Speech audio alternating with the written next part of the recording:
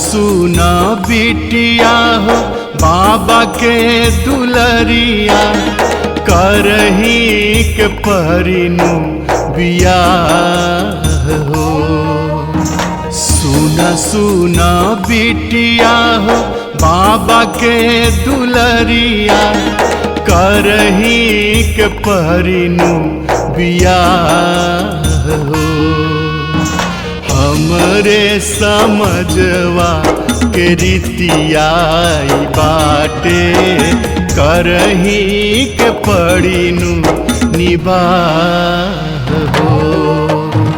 हमरे समझवा के रीतियाई बाटे, करही के परिनु निबाह हो।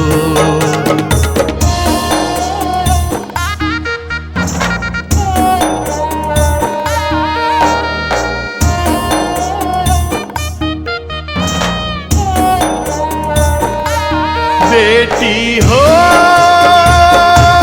बेटी हो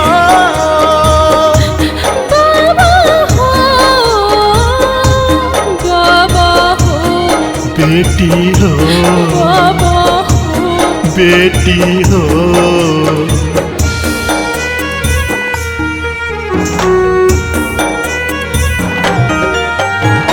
राची राची हथवा से दहिया खिलवला, माथवा पे हाथ धरी हमके दुलरवला।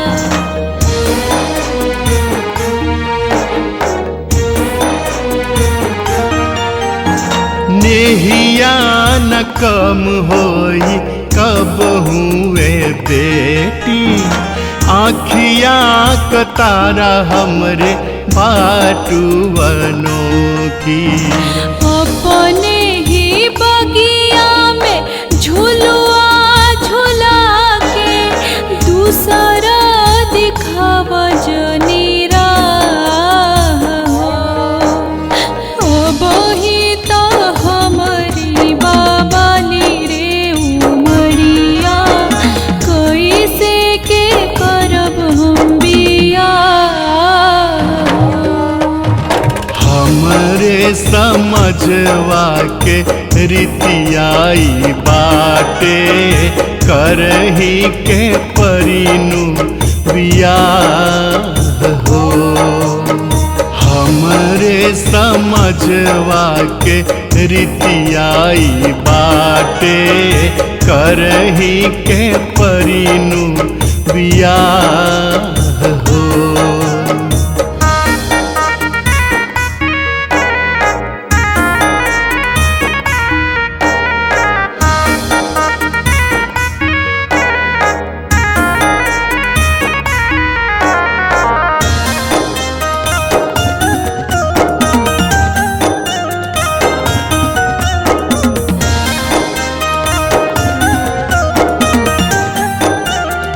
ये पापा तोहरे आंगनवा में हमारो परनवा, बचपन के मिट जाई खिंचल निसनवा।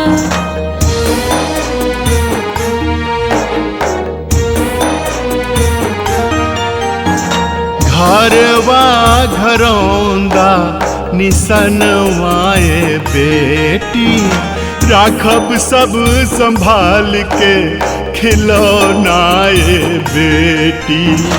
आंगना के चहकत चिड़ैया बाबा, घोंसला में भरे जाके हो। अब ही तो हमारी बाबाली रे उमरिया, कैसे के करब हम बियाह। हमरे समझवा के रीतियाई बाटे, करही के परिनु बियाह हो। करही के परिनु बियाह हो। करही के परिनु बिया